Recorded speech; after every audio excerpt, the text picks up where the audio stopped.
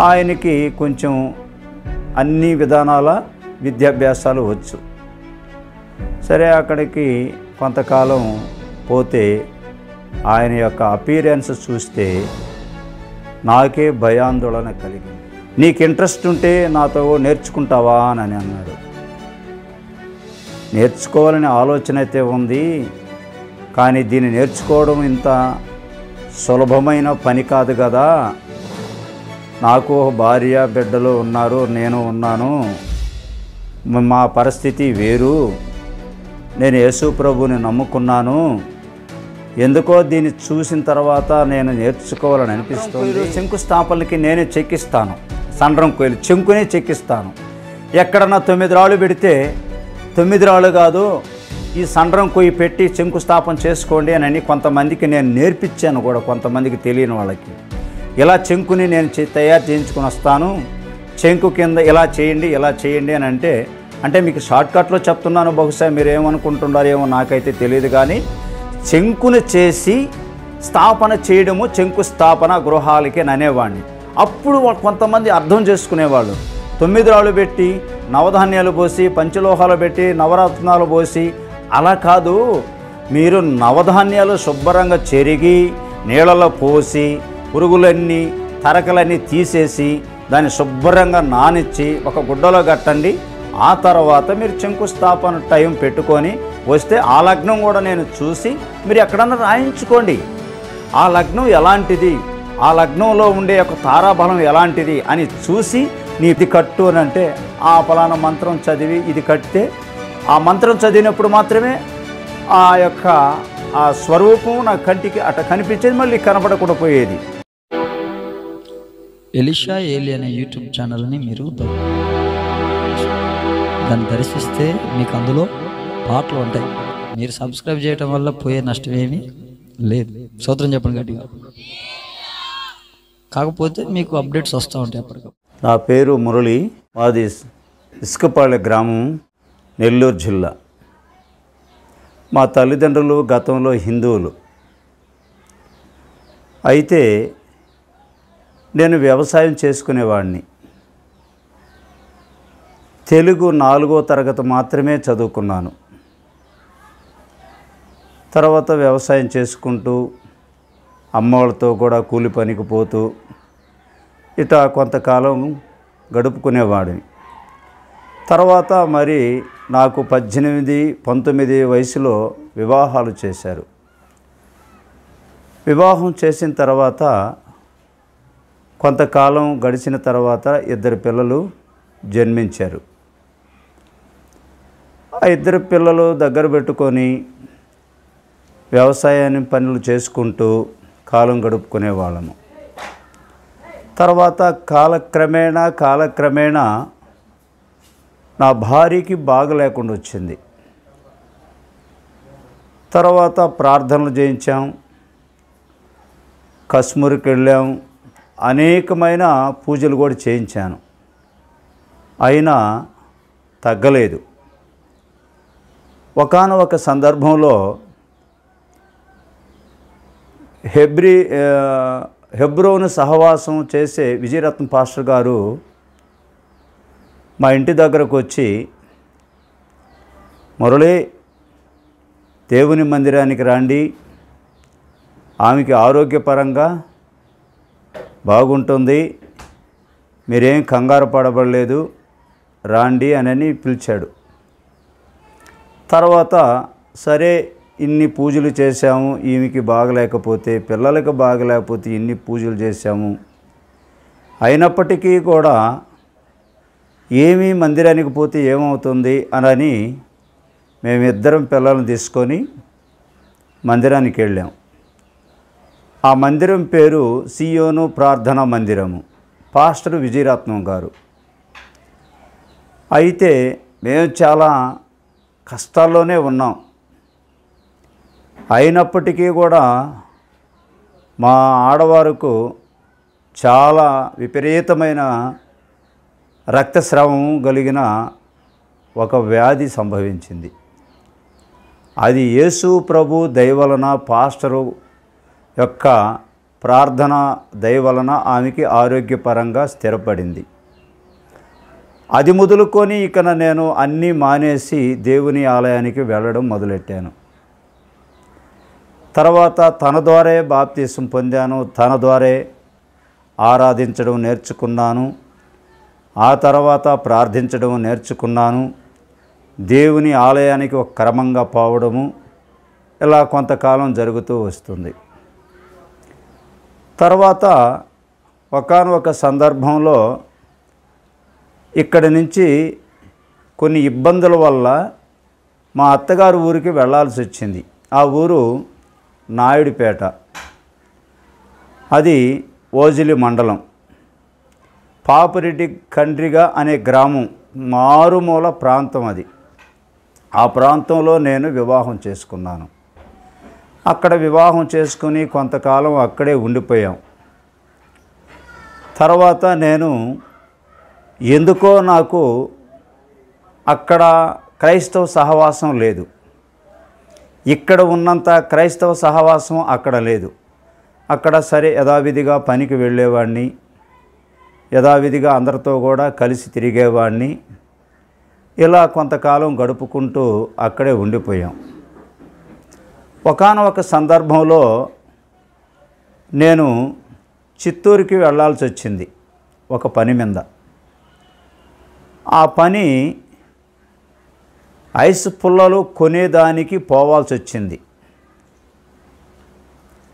అక్కడ పుల్లలు దొరకడము, అక్కడి నుంచి వేసుకొని రావడము, వేరే వాళ్ళకి ఇవ్వడము, అది నా పని. అక్కడ కల్పించుకున్నాను. తర్వాత అక్కడ అందరూ జ్యోతిష్యం చూసేవాళ్ళు రకరకాలుగా అక్కడ ఉన్నారు. సరేలే, ఇకన వీళ్ళతో మనకేం పనిలే, వీళ్ళతో మనం ఉంటే అది మంచిది కాదు, ఎందుకు మనం వచ్చిన పని సరిచేసుకొని వెళ్ళిపోతే పోతుంది అనుకొని నేను నా పని నేను యథావిధిగా పుల్లలు తీసుకొని వచ్చి వేరే వాళ్ళకి వేసేసేవాడిని, ఐసు బాక్సుల వాళ్ళకి, ఐసులు తయారు చేసే వాళ్ళకి. సరే, ఇక ఒకట కొంతకాలం కాలం గడుపుకుంటూ వచ్చేసాం. ఎందుకో నాకు వాళ్ళ యొక్క దృష్టి మీద మనసు ఉంచాల్సి వచ్చింది. ఆడ జ్యోతిష్య పండితులు, జ్యోతిష్యం రోడ్లు పొడగత చెప్పుకునేవాళ్ళు. సరే, ఈ జ్యోతిష్యంలో ఉండే యొక్క విధి విధానం ఏమిటి, దీన్ని నేర్చుకుంటే డబ్బులు వస్తాయి కదా అని నాకు ఒక దృష్టి పడింది. సరే, నాకు జ్యోతిష్యం నేర్పించే వాళ్ళు ఉంటే నేర్చుకోవచ్చు, ఎలా దీన్ని నేర్చుకోవాలి అని నాకు ఒక దృష్టి పెట్టాను, మనసుంచాను. అక్కడ ఒక ఆచార్యనని ఒక ఆయన నాకు స్నేహితుడయ్యాడు. ఆయనకి కొంచెం అన్ని విధానాల విద్యాభ్యాసాలు వచ్చు. సరే, అక్కడికి కొంతకాలం పోతే ఆయన యొక్క అపీరెన్స్ చూస్తే నాకే భయాందోళన కలిగింది. అమ్మో, ఇంతటి విద్యాభ్యాసం గల్లా వాళ్ళ దగ్గర మనం ఉండడం ఇది మంచి పని కాదు అని చెప్పి నేను మానుకున్నాను కొంతకాలం. తర్వాత ఆయన అప్పుడు ఫోన్లు లేవు, మీదే ఊరు, ఎక్కడ, ఏంది అని అడిగినోడు కూడా కాదు. తర్వాత మళ్ళీ నాకెందుకో ఆయన చూడాలా, అది నేర్చుకోవాలా, నేర్చుకుంటే ఏమవుతుంది చూద్దాం అనుకొని మళ్ళీ ఆయన దగ్గరికి వెళ్ళాను. వెళ్ళిన తర్వాత మళ్ళీ ఎక్కడికి వెళ్ళావు, ఇన్ని రోజులు కనబడలేదే అని అడిగాడు. నేను మళ్ళీ ఇంటికి వెళ్ళాను స్వామి, మళ్ళీ వచ్చాను, ఎందుకో రావాల్సి వచ్చింది, వచ్చాను అని అన్నాను. నీకు ఇంట్రెస్ట్ ఉంటే నాతో నేర్చుకుంటావా అని అన్నాడు. నేర్చుకోవాలనే ఆలోచన అయితే ఉంది, కానీ దీన్ని నేర్చుకోవడం ఇంత సులభమైన పని కాదు కదా, నాకు భార్య బిడ్డలు ఉన్నారు, నేను ఉన్నాను, మా పరిస్థితి వేరు, నేను యేసు ప్రభువుని నమ్ముకున్నాను, ఎందుకో దీన్ని చూసిన తర్వాత నేను నేర్చుకోవాలని అనిపిస్తుంది, అంతేగాని నేను దీని గుండా నేను బ్రతకాలని ఆలోచన అయితే కాదు, నేను వ్యవసాయం చేసుకునే పని నాది, వ్యవసాయం చేసుకోగలను అని చెప్పాను. దాని పని దానిదే, దీని పని దీనిదే, నువ్వు నేర్చుకుంటావా అని అడిగాడు. నేర్చుకుంటాను స్వామి అని అన్నాను. తర్వాత ఇకన కాలక్రమేణా ముందు ఫస్ట్ డ్రెస్ చేంజ్ చేయాల్సి వచ్చింది. ఎర్ర వస్త్రాలు కట్టడం, రుద్రాక్షలు వేయడం, పట్టికి మాలలు వేయడం, ఇక్కడ కూర్చొని 3 రంగులు దారం కట్టండి, ఇది నీ ఫస్ట్ విద్యాభ్యాసం అని చెప్పాడు. సరే, దాని ప్రకారంగా ఇక్కడ మంత్రం రాదు కదా నాకు, ఏదో 9 ముళ్ళు వేసేది, తర్వాత చేసేసేది, అది ఎత్తుకోబోయేది. ఆయన ఏం మంత్రం ఇచ్చేదో ఏమో నాకైతే తెలీదు. ఇలా కొంతకాలం చేశాను. తర్వాత నీవు మంత్రాలు కూడా నేర్చుకోవాల్సి వస్తుంది అని అన్నాడు. సరే, మంత్రాలంటే అది ఏందో మీరు చెప్తుంటే నేను నేర్చుకునేవాడినే, కానీ దాని యొక్క కర్తవ్యం నాకు తెలియదు కదా, దాని భావాంతరం నాకు తెలియదు కదా, అది మంత్రిస్తే జరుగుతుందని నాకు తెలియదు కదా అని అడిగినప్పుడు ఆయన ఒక చిరునవ్వు నవ్వాడు. అప్పుడు నేనేమన్నానంటే, స్వామి, నేను అడిగిన దానిలో ఏమైనా తప్పు ఉంటే నన్ను క్షమించండి అని అన్నాను. అదేం లేదు అని అన్నాడు. నువ్వు ఈ పని చేయి కొంతకాలము అని అన్నాడు. సరే, ఒక 3 నెలలు చేశాను. ఆ తర్వాత కొన్ని ఉపన్యాసాలు బోధించుకుంటూ వచ్చాడు. ఆ ఉపన్యాసాలు నేను చెప్పుకుంటూ ఉండేవాడిని. నాకు తమిళం రాదు, తెలుగులోనే దాన్ని రాసుకొని ఆ ఉపన్యాసాలు నేను చదివేవాడిని. చదివే కొలది నాకు దృష్టి ఏ దేవత మీద అయితే దృష్టి పెట్టి ఆ ఉపన్యాసం చదువుతున్నానో నా కంటికి అలా కనబడేది. ఏంది ఈ ఉపదేశం ఇట్లా నేను చదువుతుంటే నా కంటికి ఎలా కనబడుతుంది అని అనుకునేవాడిని, కానీ దాని మీద నేను కాన్సెప్ట్ అయ్యేవాడిని కాదు. తర్వాత ఆయన అడిగేవాడు, నీకేం కనిపించింది మంత్రం చదివిన తర్వాత అని అన్నాడు. స్వామి, ఇలా జరుగుతుంది నా దృష్టికి అని అన్నాను. సరే, ఇంకొక మంత్రం రాసుకొని నిదానంగా నేను చెప్తాను అని అన్నాడు. దాన్ని చదువుతూ మళ్ళీ ఇంకొకటి నాకు కంటికి కనిపించేది. ఇలా ఒక 9 మంత్రాలు ధ్యానం చేసిన తర్వాత 9 రకాలుగా నాకు ఆ యొక్క దేవత అర్పణలు నాకు కనిపించాయి. ఆ మంత్రాలు ధ్యానం చేసే కొలది. తర్వాత క్రమేణా వారం దాకా అక్కడ కూర్చోవడము. వారం తర్వాత మళ్ళీ ఇంటికి వచ్చేడు నాయుడుపేటకి. ఎక్కడికి పోయావు అని అంటే నేను అబద్ధం చెప్పేవాడు. నేను పనికి పోయినాను, నేను ఆడకు పోయినాను, ఏడకు పోయినాను, నీకెందుకు డబ్బులే కదా కావాలా, నువ్వు డబ్బులు తీసుకో అని చెప్పేవాడిని. వాళ్ళు ఎదిరి సమాధానం చెప్పేవాళ్ళు కూడా కాదు పాపం. అయినప్పటికీ కూడా ఇక్కడేమో మామూలు లుంగీలు కట్టుకునేది, బన్నీ వేసుకునేది, చొక్కా వేసుకునేది, ఇంటికి వచ్చేసేవాడిని. అడగబాగానే మళ్ళీ నేను దాన్ని పెట్టేసేసేది. మారు వస్త్రాలు, ఎర్ర వస్త్రాలు ధరించుకునేది, పట్టిక మాలలు, రుద్రాక్షలు, బొట్టు పెట్టుకొని, తర్వాత స్నానం ఆచరించి మడి కట్టుకొని అట్లా ఉండేవాడిని. తర్వాత అది అయిపోయిన తర్వాత సంధ్యావందనం నేర్చుకోవాలి నువ్వు అని అన్నాడు. సంధ్యావందనం అంటే ఎట్లానని నాకు అర్థం కాల. అప్పుడు ఆయన ఫస్ట్ నిద్ర మంచం లేయంగానే సంధ్యావందనం చేసేది నేర్పించాడు. ఆ సంధ్యావందనం ఉదయాన్నే ఎప్పుడు లేయాలా, 4 గంటలకు లేయాలి. 4 గంటలకు లేచి సంధ్యావందనం చెయ్యాలి. సంధ్యావందనం సూర్యుని చూసి పండ్లు తోమకూడదు. అందునిమిత్తంగా నువ్వు సూర్యుని చూడకుండా పండ్లు తోముకొని భూమికి నమస్కరించి సూర్యోదయంతో కూడా నువ్వు సంధ్యావందనం చెయ్యాలా అని అన్నారు. అప్పుడు సంధ్యావందనం ఆయనే దగ్గరుండి ఇలా చెప్పేవాడు. అప్పటికి ఆయన వయసు సుమారు 70 సంవత్సరాలు, బహుశా 60 సంవత్సరాలు ఉండొచ్చు. నాకైతే అప్పుడు ఆ వయసు నాకు తెలియదు కదా. ఆ తర్వాత నేను సరేలే అనుకొని గమ్ముగా సంధ్యావందనం ఇలా చేయాలి, ఇలా నీళ్ళు ఇలా పెట్టుకోవాలి, నీళ్ళు దోసిట్లో పోసిన తర్వాత ఒక మంత్రం చెప్పేవాడు. ఆ మంత్రాన్ని మంత్రించుకుంటూ ఆ నీళ్లు కింద వదిలేసేసేవాడిని పళ్ళెంలో. ఆ పళ్ళెంలో నీళ్ళు తీసుకుపోయి చెట్టు పాదుల్లో పోయాలి. అలా పోసేవాడిని. ఇలా కొంతకాలం చేశాను. కొంతకాలం చేసిన తర్వాత పడుకుంటే నిద్రొచ్చేది లేదు, దృష్టి అంతా కళ్ళు మూసుకుంటే ఇవి కనిపించేది, ఈ దృశ్యాలు దేవతా దృశ్యాలు కంటికి కనిపించేది, నన్ను ఏమనేది లేదు. అవి మామూలుగానే పలానా మంత్రంచి ఇది కట్టు అని అంటే ఆ పలానా మంత్రం చదివి ఇది కట్టితే ఆ మంత్రం చదివినప్పుడు మాత్రమే ఆ యొక్క ఆ స్వరూపం నా కంటికి అట కనిపించేది, మళ్ళీ కనపడకుండా పోయేది. సరేలే ఇది ఏందోలే మనకు అర్థం కాలేదు, మనం చేయడం మన ధర్మం మన కర్తవ్యాన్ని మనం నిర్వర్తించుకోవాలి కదా అనుకొని నేను ఊహించుకునేవాడిని. తర్వాత 3 రకాల దారం అయిపోయింది. పిల్లలకి చీటాకు కట్టాల్సి వచ్చింది.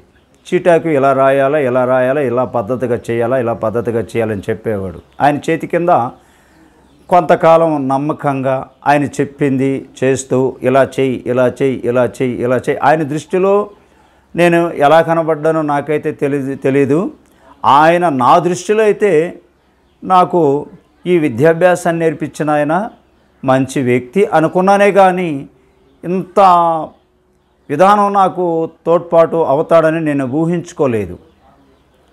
అయినప్పటికీ కూడా ఆయనతో కొంతకాలం గడుపుకుంటూ వచ్చేసరికి తర్వాత అక్కడి నుంచి నేను ఇసుకపాలెం గ్రామంకి రావాల్సి వచ్చేసింది.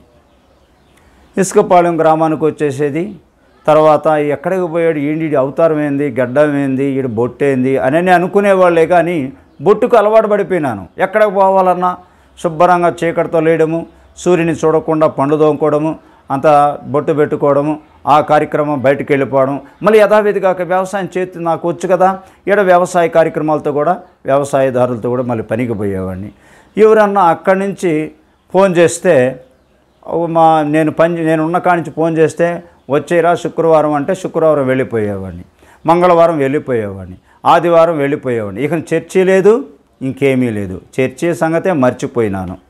ఇక నా తర్వాత ఇలా కొంతకాలం గడుపుకుంటూ కొర్లపాడు సంఘమనని సర్వేపల్లి పంచాయతీలో ఉంది ఒక చిన్న మారుమూల గ్రామం. ఇసుకపాళానికి సర్వేపల్లికి మధ్యలో ఉంటుంది కొర్లపాడు సంఘం అనే గ్రామం. ఆ కొర్లపాడు సంఘం గ్రామంలో ఒక చిన్న పూరిపాక వేసుకున్నాను ఖాళీ స్థలంగా ఉంటే. ఆ ఖాళీ స్థలంలో 3 రకాల దారం కట్టుకుంటూ చిన్న ప్రశ్నలు, నేనేమో ప్రశ్నలు బాగా చూసేవాడిని. అక్కడ నేర్చుకున్న విద్యాభ్యాసాన్ని బట్టి ప్రశ్న చెప్పేవాడిని. సరే ఆ ప్రశ్న చెప్తే పర్వాలేదు. అప్పుడు 3 రూపాయలకి ప్రశ్న. ఆ 3 రూపాయలు ప్రశ్న చెప్పుకుంటూ కొంతకాలం గడిచిన తర్వాత 10 రూపాయలు ప్రశ్న, ఆ తర్వాత 50 రూపాయలు ప్రశ్న, ఆ తర్వాత 100 రూపాయలు ప్రశ్న. ప్రశ్న అని అంటే సమాధానం చెప్పడము అని అర్థం. వాళ్ళు నాకు నేను చెప్పేదంతా అవునా కాదా అవునా కాదా అవునా కాదా అంటే కరెక్టేనయ్యా అని అనేవాళ్ళు. సరే, ఎందుకని నేను ఏ యొక్క దేవతా మంత్రాన్ని చదివినప్పుడు ఆ మంత్రం ద్వారా నేను మాట్లాడే మాటలు మాత్రమే వాళ్ళకి అర్థమయ్యేది. నేను చెప్పింది వాళ్ళు కరెక్ట్ అన్నప్పుడల్లా నా మనసుకి ఇది కరెక్టేనా అనుకునేవాడిని. తర్వాత క్రమేణా జాతకాలు పరిశీలన చేయాలా అనేది అది నా వల్ల కాదండి, నేను దానికి అర్హునైతే కాదు, కాకపోతే నేను ప్రశ్న వారు చిన్నవి మాత్రం చూడగలవాడిని అని అన్నాను. తర్వాత నాకు దృష్టి పడిపోయింది, ఇంత నేర్చుకున్నవాడు ఇది ఎందుకు నేర్చుకోకూడదు అనుకునేవాడిని. అప్పుడు మళ్ళీ నేను కొంతకాలం అప్పుడప్పుడు జాతకాల గురించి నేర్చుకోవాలని నాకు ఒక ఆశ ఉంది అని. అవి పెద్ద ప్రణాళికరా, వద్దు నీకు అది ఎందుకు, నువ్వు దీంతోనే జీవనాధారం గడపచ్చులే, నువ్వు ఎందుకులే వద్దులే అని అన్నాడు. కాదులే నువ్వు పరిశీలన చేస్తుంటావు కదా, ఏముంది ఇంత నేర్చుకున్నావు అని, అది నేర్చుకుంటే ఏమవుతుంది, మనకంత లేదులే అన్నట్టుగా నేను ఊహగానాలతో ఆయన చెప్తే ఆయన చూస్తూ ఉంటే నేను చూసేవాడిని, ఆయన చెప్తా ఉంటే గ్రహించేవాడిని, కానీ ఆయన ఏమనేవాడు కాదు. అప్పుడు ఒకానొక సందర్భంలో ఈయన లేనప్పుడు నేను పరిశీలన చేస్తే అననేవాళ్ళు. సరేలే ఇంక నేను చేస్తావు అనుకొని ఇది కరెక్టే కదా అనుకుని ఊహించుకొని తర్వాత నేను 27 నక్షత్రాలు, ఆ నక్షత్రాలకు సంబంధించింది భావాలు ఉంటాయి, అక్షరాలు ఉంటాయి. ఏ నక్షత్రంలో జన్మిస్తే ఆ నక్షత్ర ప్రకారంగా అక్షరాలు ఉంటాయి. ఆ అక్షరాలను బట్టి ఈ పేర్లు పెట్టుకోండి అని పంచాంగంలో ఉండేది. దాని ప్రకారంగా చెప్పేవాడిని నేను. అక్కడ సూర్యమానం, మనకైతే చాంద్రమానం. సరేలే ఇవన్నీ నాకు తెలియదు కదా, బహుశా ఏదోలే మనం చెప్పేద్దాం అనుకునేవాడినే. కానీ నేను చెప్పిందల్లా వీళ్ళకి కరెక్టేను, ఇది కరెక్టేను అని అంటారు. కానీ గ్రహాలు 9 గ్రహాలు ఉంటాయి, 27 నక్షత్రాలు ఉంటాయి. ఈ 9 గ్రహాలు ఒక్కొక్క గ్రహం 6 సంవత్సరాలు, 7 సంవత్సరాలు, 10 సంవత్సరాలు, ఇట్లా 120 సంవత్సరాల వరకు దాని యొక్క పరిణామాలు, స్థితులు అక్కడ విభజింపబడి ఉంటాయి. ఈ 9 గ్రహాలకి విభజించాలి ఆ నక్షత్ర ప్రకారంగా. రెండోది గ్రహశాస్త్రం అంటారు దాన్ని, మామూలుగా బహుశా అస్ట్రాలజీ అని కూడా అనొచ్చు. ఇలా ఈ 9 గ్రహాలకి, ఈ 12 రాసులకి, ఈ 12 దాన్ని లగ్నాలకి వీటిని సమకూర్చి విశేష భావాలతో వాళ్ళకి వివరంగా చెప్పాలా. సరే, ఇలా కొంతకాలం చెప్పుకుంటూ వచ్చాను. ఇది కరెక్టేను అని అనుకునేవాళ్ళు. సరే, తర్వాత అక్కడ యంత్రాలు తయారు చేయాల్సి వచ్చింది. యంత్రాలు తయారు చేయాలి అని అంటే అక్కడే చూసి నేర్చుకున్నది నేను. ఇప్పుడైతే లేరు, బహుశా కరోనాలో చాలామంది చనిపోయారు. నేను కరోనాకు ముందు ఇక్కడికి వచ్చేసాను. 27 సంవత్సరాలు ఇక్కడ 25 సంవత్సరాలు ఇక్కడ ఉన్నాను. తర్వాత అట్లా యంత్రాలు కొంతవరకు తయారు చేసుకుంటూ వచ్చాను. ఆ తర్వాత యంత్రాలు ఇస్తే యంత్రం ఇది రేటు ఫస్ట్ 1000 రూపాయల కాంచి స్టార్ట్ చేశాను. 10,000 రూపాయల వరకు యంత్రాలు అమ్ముకుంటూ వచ్చాను. తర్వాత తాయితీలు కడితే నేను పెద్దగా డిమాండ్ చేసేవాడిని కాదు తాయితీలకి కూడా, బహుశా. ఎందుకనంటే మనం రాసేది వాళ్ళకి తగ్గితే ఇస్తారులే, తగ్గకపోయిందిలే, అవి ఏముందిలే, అదేమి మందులు కాదు కదా అనుకునేవాడిని. వాళ్ళు తగ్గిపోయిన తర్వాత, ఏం స్వామి తాయితీ కట్టిన తర్వాత నాకు తగ్గింది, తర్వాత ఎలా దీనికి ఉండాలంటే తాయితీ కట్టుకున్న తర్వాత దానికి 3 రోజులు నాన్ వెజ్ వాడవద్దు, ఆ తర్వాత భూమికి నమస్కరించండి, సూర్యునికి నమస్కరించండి, ఏదో తులసాకు కొంచెం తినండి, ఆ తర్వాత తగ్గిపోతుంది అని చెప్పేవాడిని. వాళ్ళు తగ్గిపోయేది. సరేలే, ఆ ప్రకారంగా కొంతకాలం నేను కొర్లపాడు సంఘంలో జ్యోతిష్యం పెట్టిన తర్వాత ఎక్కడ ఇబ్బందులు జరగకుండా 25 సంవత్సరాలు అక్కడ జరిగింది జ్యోతిష్యం. ఆ తర్వాత వాళ్ళకి పోయేదానికి కూడా వాళ్ళకి ఇబ్బందులుగా ఉంటే ఆ రోడ్డు పక్కనే ఒక బస్ షెల్టర్ కూడా కట్టాను. ఆ బస్ షెల్టర్లో వాడికి వచ్చి కూడా వాళ్ళు ఉండేవారు. కాకపోతే అక్కడే కొంతమందికి దోషాలు చేసేవాడిని. నాకు ఈ కోళ్ళు చేయడము, కోళ్ళు కొయ్యడము అవి నేను చేసేవాడిని కాదు. అవి క్షుద్ర పూజలు అంటే క్షుద్ర మంత్రం అయితే తెలుసు, కానీ క్షుద్ర పూజలు చేసేవాడిని కాదు. బహుశా ఒక సాధారణమైన వ్యక్తిత్వంతో మాట్లాడేది. ఆ వ్యక్తిత్వంతో మీరు అలా చేయబాకండి, కోళ్ళు ఇచ్చినంత మాత్రాన దెయ్యాలు బావు, అలాంటి చేయబాకండి, జీవహింస పనికిరాదు, మామూలుగా క్షుద్ర పూజలు ఉంటాయి, మీరు కోళ్ళు కోసం కోళ్ళు తేబాకండి, ఇలాంటి నేనైతే చేయను. బూడిద గుమ్మడికాయలు, టెంకాయలు, ఈ నిమ్మకాయలు వాళ్ళతోనే నేను చేస్తే ఆ దోషాలు కొంతవరకు అవి పోయేది. ఆ తర్వాత వాళ్ళు నమ్మకం చేత నా దగ్గరికి వచ్చేవాళ్ళు. వాళ్ళు తర్వాత ఇక్కడే దానికి సపరేట్గా గదులు కూడా కట్టాను, లెటిన్ కట్టాను, బాత్రూములు కట్టాను, పడుకునే దానికి వసతులు కూడా ఏర్పాటు చేశాను. కొంతకాలం జరిగింది. ఆ తర్వాత నాకు ఒక దగ్గరకు పోయి అష్టదిగ్బంధన చేయాల్సి వచ్చింది.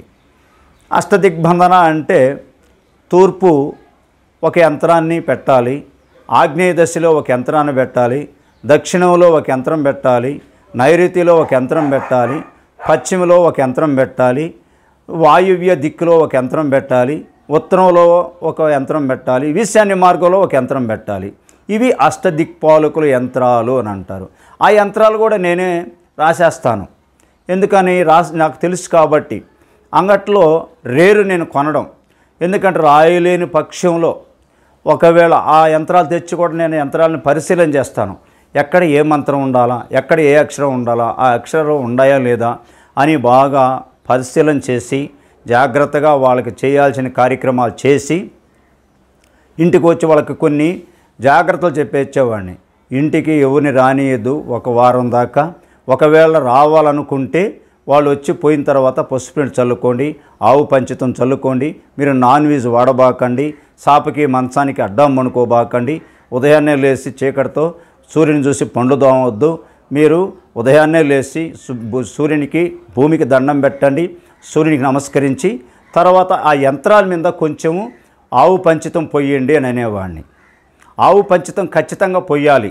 ఎందుకనంటే మనం పాలతో దాన్ని అభిషేకించి అష్టదిగ్బంధన ప్రతిష్ఠ చేసిన తర్వాత ఇంట్లో పులి బయటికి పోదు అని దాని యొక్క సిద్ధాంతం అని హిందూ సాంప్రదాయ ప్రకారంగా ఆచరిస్తారు. హిందూ సాంప్రదాయ ప్రకారంగా అష్టదిగ్బంధన చేస్తే ఇంట్లో పులి బయటికి పోదు, గ్రహపేడ ఇంట్లోకి రాదు అనే ఒక సిద్ధాంతం. అంతే, అలా చేసేవాళ్ళు అక్కడ. దాని ప్రకారంగా నేను కొంతకాలం ఇక్కడ చేస్తే అది వర్తించింది. యంత్రాలు, గణపతి యంత్రాలు అయితేమి, లక్ష్మీ యంత్రాలు అయితేమి, అష్టదిక్పాలకుల యంత్రాలు అయితేమి, నరఘోష యంత్రాలు అయితేమి నేనే సొంతంగా తయారు చేస్తాను. ఒక్కొక్కప్పుడు ఈ అమ్ముడు పోయే కొద్దీ నేను తయారు చేసిన యంత్రాలు నేను తయారు చేసినాను అని అంటే నమ్మేవారు కాదు. ఇది శ్రీశైలం నుంచి వచ్చింది, మహాబలపురం నుంచి వచ్చింది, అక్కడి నుంచి వచ్చింది, ఇక్కడి నుంచి వచ్చి పుణ్యక్షేత్రాల పేర్లు చెప్తే కొనుక్కునేవాళ్ళు. అంటే మనిషి మీద అంతా, ఎందుకంటే చూస్తూ ఉంటాం కదా, చూసిన వాడి మీద ఇలాంటి యొక్క చెప్తే నమ్మరు. కానీ నేనే సొంతంగా తయారు చేసేవాడిని నైట్ పూట. ఆ తర్వాత కొంతకాలం అలా జరిగింది. తర్వాత ఒక దగ్గరకు పోయి వైద్యం చేసుకొని వచ్చాను. చేతబడని వాళ్ళు అపోహలు సృష్టిస్తున్నారు. అమ్మా, అది చేతబడైతే కాదు, మీరు అలాంటి నమ్మకాలు పెట్టుకోవద్దు. చేతబడైతే నేను దాన్ని తీస్తాను, మీరు దాని మీద దృష్టి మీరు రాండి, పొగులే తీద్దాం, ఏమి నైట్ ఏం అవసరం లేదు, పొగులే తీద్దాం అన్నాం. తర్వాత మీకు ఇంతకుముందు చెప్పినోడు చేతబడి ఎవరు చెప్పారు అని అంటే పలానా ఆయన చెప్పాడు అని అన్నారు. నేనేమన్నా చేతబడి లేదమ్మా, మీరు అలాంటి ఏం పెట్టుకోబోదు, ఎవరెవరో చెప్పినాయని వినబాకండి. బహుశా ఆమె శారీరకంగా బలహీనతరాలయ్యింది. తర్వాత డాక్టర్ కాడికి పంపండి. ఒకసారి డాక్టర్ని కానీ మీరు కానీ కలిస్తే డాక్టర్ ఆ వైద్యానికి చేస్తే బాగవుతుంది, నా మాట వినండి అంటే నమ్మలేదు వాళ్ళు. తర్వాత ఏదో కొంత డబ్బులు వాళ్ళు రైన్ చేసుకున్నారు. మళ్ళీ నా కాడికి వచ్చారు. నాకు తెలిసిన డాక్టర్ కాడికి నేను నెల్లూరుకి పంపించాను. ఆ డాక్టర్తో నేనే మాట్లాడాను. ఆ డాక్టర్ ఏంటో దాన్ని ట్రీట్మెంట్ కరెక్ట్గా చేశాడు. వైద్యం సెట్ అయిపోయింది. అప్పుడు వాళ్ళే వచ్చారు, అయ్యా నువ్వు చెప్పిన డాక్టర్ కాడికి పోయిన తర్వాత వైద్యం సెట్ అయింది, ఇబ్బంది లేదు కదా అన్నాడు. ఇబ్బంది రాదు, మందులు అయిపోతే మందులు తెచ్చుకోండి, మందులు మిగండి. అంతేకాని మీరు అన్నదానికల్లా మీరు ఎవడోడో చెప్పిందల్లా చేతబడి లేదు. అసలు మీరు అలాంటి మాత్రం పెట్టుకోబాకండి. చేతబడి అని అనేది వేరు, ఆ సబ్జెక్టే వేరు. ఇక్కడ చేసేవాడు లేడు భూమి మీద, మీరు అలాంటి దృష్టి పెట్టుకోవద్దని నేనే చెప్పాను. బహుశా అప్పటి నుంచి కొంతమంది నా దగ్గరకు వస్తే నేను డాక్టర్ కాడికే వెళ్ళమని చెప్తాను. ఇది భయపడి వచ్చిందా, లేదు మానసికంగా రోగమా, లేకపోతే శారీరకమైన బలహీనత, అది నేను బాగా గమనించి డాక్టర్ కాడికే నేను పేషెంట్లు పంపించేవాడిని. కానీ ఇది చెయ్యండి, అది చేయండి అని అనేవాడికైతే కాదు. అందునిమిత్తంగా తర్వాత కొంతకాలం జరిగిన తర్వాత నేను వైద్యం చేసి వచ్చి వేరే దగ్గరికి పోయి వచ్చి వాస్తు చూసేసి పొద్దుపోయి ఇంటికి వచ్చాను. పొద్దుపోయి ఇంటికి వస్తే ఇంటికి బాను, ఇక్కడే నేను ఆశ్రమం ఒకటి కట్టుకున్నాను కాబట్టి ఆడ పనుకొని ఉండాను, నిద్రపోతూ ఉన్నాను మంచి నిద్రలో. అంత సుమారు 2-3 టైంలో నాకు ఒక వెలుగు ప్రసన్నత నా దృష్టి మీద, నా మనసు మీద పడిపోయింది. ఎలా అంటే పెద్ద నేత్రం, ఆ నేత్రంలో నుంచి కిరణాలు వస్తున్నాయి. కిరణాలు వచ్చి నా శరీరం అంతా వాలిపోయినాయి. శరీరం అంతా వాలిపోయిన తర్వాత నేను కిరణాల వైపు చూస్తూ ఉన్నాను. కిరణాల్లో నుంచి ఒక నల్ల కోట్ వేసుకొని బైబిల్ చేతబట్టుకొని ఇటు ఒక 4 కిరణాలు ఉన్నాయి, ఇటు 4 కిరణాలు ఉన్నాయి, నడి మధ్య ఒక కిరణం ఉంది. ఆ కిరణంలో నుంచి ఒక మహోపకారమైన ఒక మనిషి వచ్చేసేసాడు. వస్తూ ఉన్నాడు, దిగొస్తున్నాడు పైనుంచి. దిగొస్తా మధ్యాకాశానికి వచ్చేసరికి నిలబడ్డాడు. అప్పుడు తర్వాత నా మంచితనమంతయు నీ ఎదుట కనపరచెదను అంటా ఉన్నాడు. నా మంచితనమంతా నీ ఎదుట కనపరచెదను, నా మంచితనమంతా నీ ఎదుట కనపరచెదను అనే మాట నాకు వినబడతా ఉంది. ఆ స్వరం వినబడతా ఉంది. నేను ఆయన చూస్తున్నాను, మంచి దుస్తులు వేసుకో ఉన్నాడు. అప్పుడు నేరుగా వచ్చి నువ్వు మారవా అని అన్నాడు. స్వామి, ఖచ్చితంగా నేను మారుతాను, నేను అంత గర్విష్ఠుని కాదు, నేను బలహీనుడినే నీ దృష్టిలో, దయచేసి నన్ను క్షమించండి అని నేను అడిగాను. నన్ను క్షమించండి అని అన్నప్పుడు ఆయన ఒక చిరునవ్వు నవ్వాడు.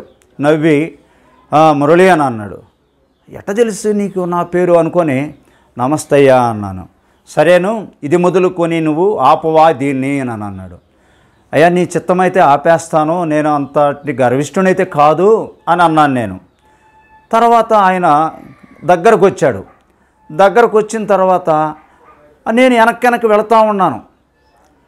ఎంత దృశ్యం అంటే అంత చెప్పసఖ్యము కాని ఎంత కళ అది. వెనక్కి వెళుతూ ఉన్నాను. భయపడద్దు, ఆగు అని అన్నాడు. ఆగాను. ఆగిన తర్వాత ఒక వ్యాధి రాబోతుంది, సంభవింపబోతుందా వ్యాధి అని అన్నాడు. వ్యాధులంటే వస్తాలేం ఇవ్వలేదా స్వామి, నేను చేస్తానే ఉండను, ఆ వ్యాధులకి సంబంధించింది వ్యాధి కదా అని అన్నాను నేను. తర్వాత ఖచ్చితంగా వస్తుంది వ్యాధి అని అన్నాడు. నేను వస్తే నేను ఖచ్చితంగా నీ చిత్తమైతే వ్యాధికైతే నేను పానయ్యా, వ్యాధిని చూసే దూరం అయిపోతాను అని అన్నా.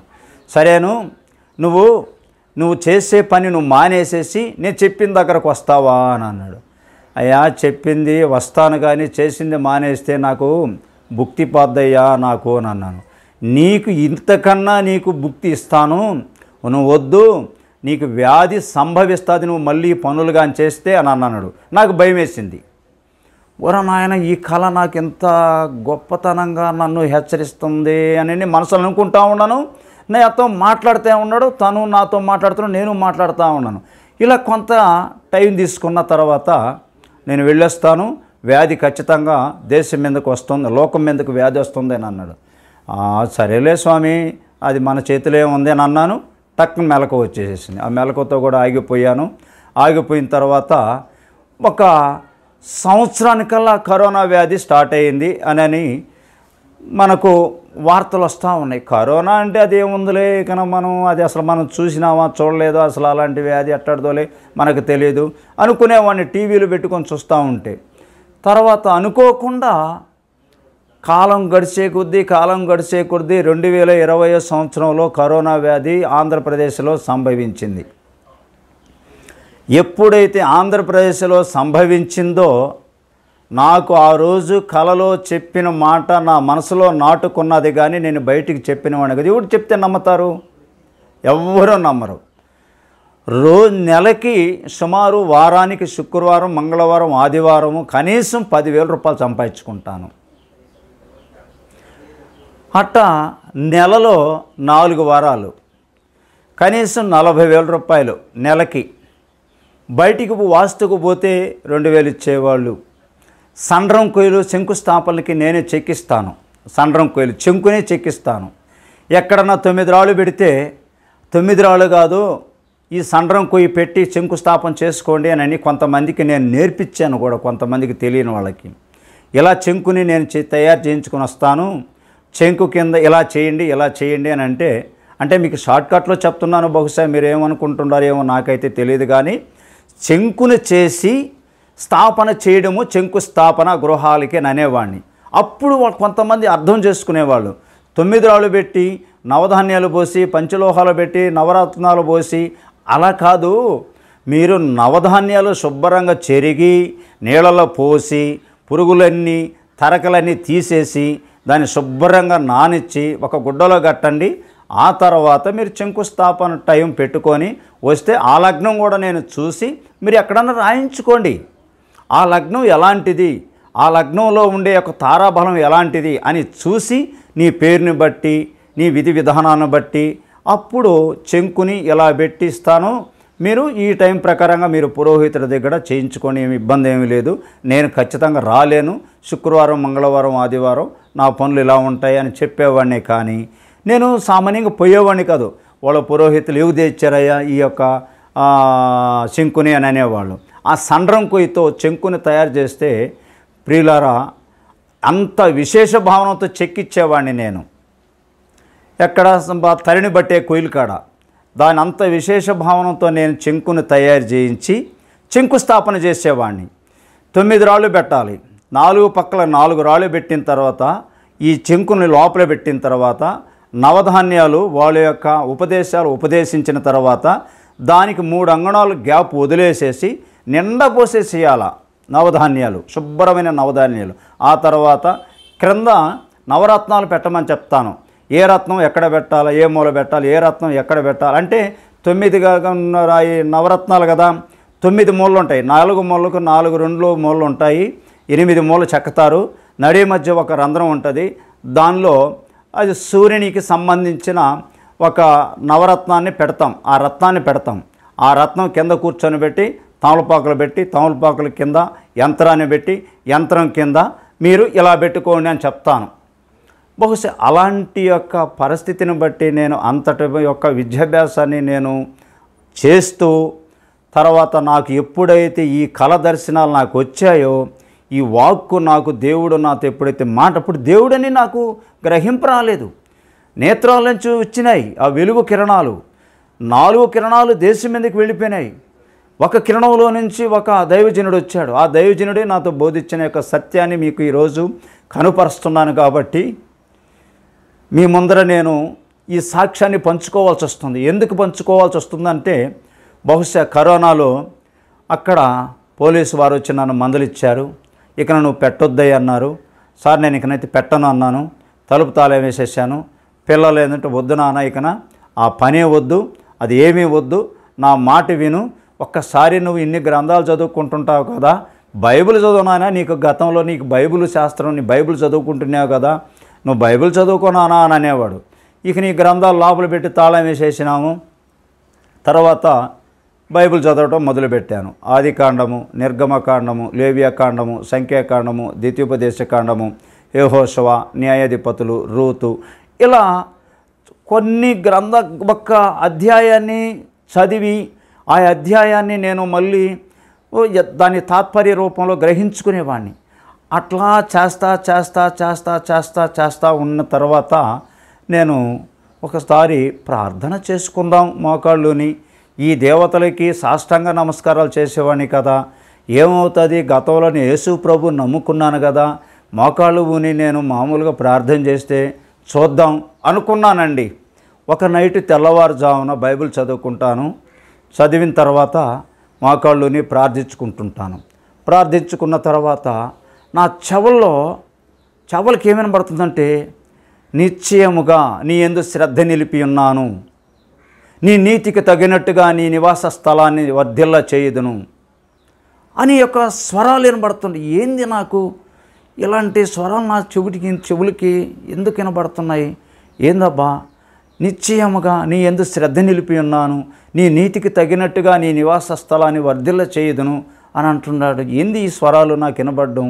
నాకు మనిషి కనబడలేదు, ఈ స్వరాలు వినబడుతున్నాయి, ఏంది ఇది నాకు అని నాకు అయితే భయం లేదు నాకు ఏది వినబడ్డా.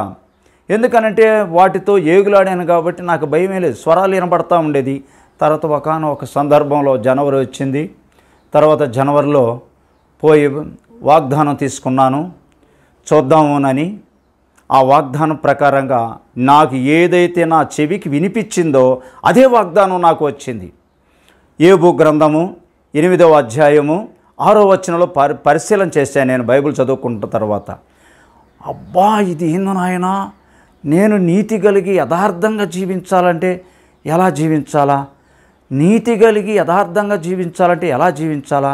అసలు జీవించగలనా అని నాకు ఒక మనసులో భయాందోళన పిరిగి బారిపోయింది మనసు. తర్వాత కరోనాలో కథకు ఆపేసేసాను. తర్వాత బైబిల్ చదవడం మొదలుపెట్టాను. బైబిల్ చదవంగా ఇదే కొర్లపాడు సంఘ గ్రామంలో ఏసేబు అనే ఒక దైవజనుడు ఉంటే, దైవజనుడు తర్వాత తన ఆలయానికి వచ్చాను. ఫస్ట్ తన ఆలయానికే వచ్చాను. రెండోసారి వచ్చిన తర్వాత తను బోధిస్తూ ఉంటే, అనా వందనాలానా అని అన్నాడు. వందనాలయ్యా అన్న. ఏమన్నా అలా వచ్చేసావన్నాడు. నీ వాక్య పరిచర్యలో వినాలనిపించిందే వచ్చానయ్యా అన్నాను. సరే రానా అని అన్నాడు. వచ్చాడు, కూర్చున్నాను. అన్నా, నీ కోసం మేము ఈ మందిరం అంతా ప్రయాసపడి నీ కొరకు అది మానేయాలని మేము ప్రార్థనలు చేస్తున్నామన్నా. నువ్వు మందిరానికి వచ్చావు, గొప్పోడవనా, నువ్వు నా మాటినానా అని అన్నాను. అయ్యా, నేను ఇకనైతే ఆ పని చేయను, ఇక నా పని చేయనంటే చేయను. నేను యేసు ప్రభువును నమ్ముకున్నాను, గతంలో నమ్ముకున్నాను, ఆయన ఇడిచిపెట్టేశాను. ఈరోజు నేను ఇంత దూరం వచ్చాను అని అంటే అది దేవుని కృపేను అని అన్నాను. అయినప్పటికీ కూడా నేను హస్త సాముద్రిక చూసేవాడిని. జ్యోతిష్యము అంటే జ్యోతిని చూసి విషయం గ్రహించి చెప్పేవాడిని, అదొక సబ్జెక్టు. హస్త సాముద్రిక శాస్త్రము, హస్తరేఖలు, హస్తాల్లో ఈ 10 వ్రేళ్ళకి కొన్ని చక్రాలు ఉంటాయి, కొన్ని శంకులు పడతాయి. ఈ హస్తరేఖల్లో కొన్ని గీతలు ఉంటాయి. ఆ గీతలను బట్టి నేను చెప్పేవాడిని. తర్వాత అది కరెక్ట్ అని అనిపించుకొని వ్యక్తిగతంగా మంచోడు, మురళి డిమాండ్ చేయడు, దీని గురించి ఎంత ఇచ్చినా చేయి జాపుతాడు అని చెప్పేవాళ్ళు నేను యేసు ప్రభుని నమ్ముకోక ముందు. తర్వాత స్త్రీలకైనా పురుషులకైనా పాదాల్లో కొన్ని చక్రాలు పడతాయి, అవి కూడా పరిశీలన చేయించుకునేవాళ్ళు. బయట ఎక్కడ చూపించుకున్న వాళ్ళు మనకైతే తెలియదు. కానీ నేను అమ్మా నాకు ఇలాంటి వద్దు, అలాంటి చూపించబాకండి, అవి చాలా పొరపాట్లు, నా మాట వినండి, అలాంటి జ్యోతిషం ఎవరు చెప్పినా కూడా వినబాకండి. హస్త సాముద్రిక శాస్త్రము అనేది అది సాంప్రదాయ ప్రకారంగా హిందువులు చెప్తారే కానీ దాని మీద మీరు దృష్టి పెట్టొద్దు, మనసు ఉంచొద్దు అని చెప్పేసేవాడిని నేను. కాకపోతే మీరు అలాంటి వాటికి మాత్రం మీరు ఒడి కట్టుకోవద్దు, మనస్సుని ఎరగండి. మీరు నమ్ముకున్న దేవతలకు అడగబోయి నాకు ఇది కావాలని అడిగితే అది దేవతలు ఇస్తారు మంచి మనసుతో అడిగితే అని చెప్పేవాడిని నేను. అంతేగాని మీరు ఒక కోళ్ళు తీసుకురండి, మీకు నేను దిష్టిలు తీయాలా, అది చేయాలి ఇది చేయాలని చెప్పేవాడిని అయితే కాదు. అందునిమిత్తంగా ఇప్పుడైతే నేను యేసు ప్రభు నా సొంత రక్షకుడని, నా కొరకు ప్రాణం పెట్టిన దేవుడని, ఆయన నేను చేసిన పాపాలన్నీ ఆయన మీద వేసుకున్నాడని నేను గ్రహించాను గ్రంథాన్ని చదువుతుంటే. అందునిమిత్తంగా నేను మళ్ళీ యథాస్థితికి యేసు ప్రభుని నమ్ముకొని ఈరోజు నా సాక్ష్యాన్ని నేను మీ దగ్గర నేను పంచుకుంటున్నాను. ఖచ్చితంగా వాళ్ళు మనిషికి భయాందోళన కల్పిస్తారు. ఆ భయాందోళన కొరకు మనం భయపడిపోయి కొంతమంది అలాగా ఉండరు. బలహీనులైన వారు వాళ్ళకి బలహీనపడిపోయేటట్లు వాళ్ళు మాట్లాడితే ఖచ్చితంగా వాళ్ళు వచ్చి జ్యోతిష్యం అనేది చెప్పడం మాత్రమే తెలుసు.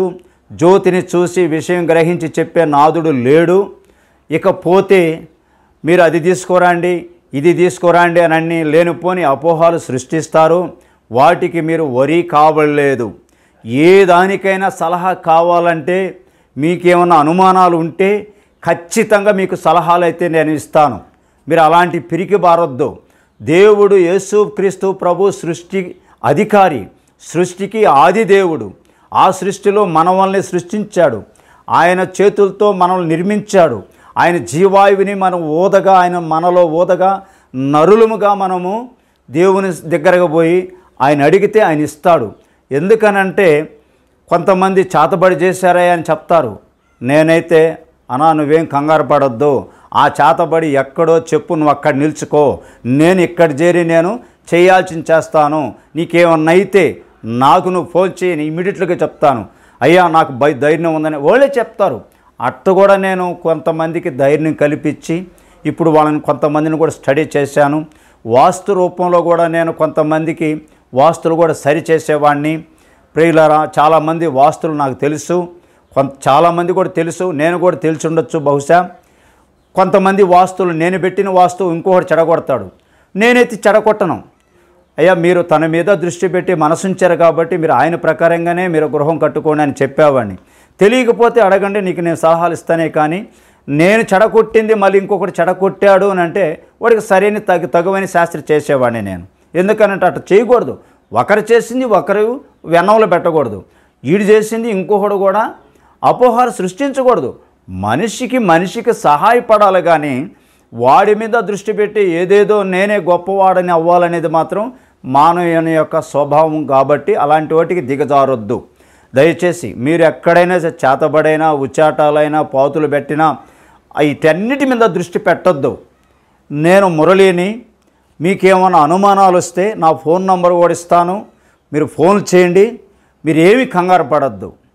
కొంతమంది కొన్ని రకాలుగా కూడా మాకు మా ఇంట్లో శబ్దాలు వస్తున్నాయి అంటారు. అంత భ్రమ, అవన్నీ వద్దు. డాక్టర్ని కలవండి. మీరు డాక్టర్కి అడగబోతే డాక్టర్ తగువైన వైద్యం చేస్తాడు.